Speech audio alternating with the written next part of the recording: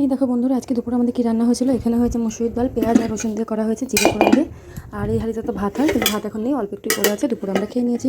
আজকে দুপুরে রান্নার ভিডিওগুলো আমি দিতে পারিনি, তাই এখন দিচ্ছি। আর এখন কিন্তু রাত 9টা বাজে, আমি রুটি করছি। এই যে রুটি করতে করতে ভিডিওটা করছি।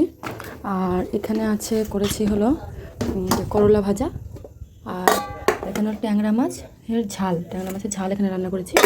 আর আরেকটা জিনিস রান্না করা হয়েছিল, সেটা হলো মাছের ডিমের বড়া। সেটা কিন্তু এখন আর নেই, এই যে দুটোই পড়ে আছে। আর ডালের সাথে খাওয়ার জন্য আমার আর আমার শাশুড়ি মায়ের জন্য হলো কাতল মাছ ভাজাও করেছিলাম, কারণ মিহিকার জন্য তো কাতল মাছ আনাই হয়েছিল।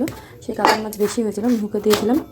ডাল দিয়ে, মানে সিদ্ধ ডাল, কাতল মাছ ভাজা আর মাছের ডিমের বড়া, ও ভীষণ ভালোবাসে সেগুলো দিয়ে। আর আমরাও কিন্তু দুপুরে সেই মাছের ডিমের বড়া, কাতল মাছ ভাজা আর পাট শাকের ঝোল, সেটা কালকে করা হয়েছিল।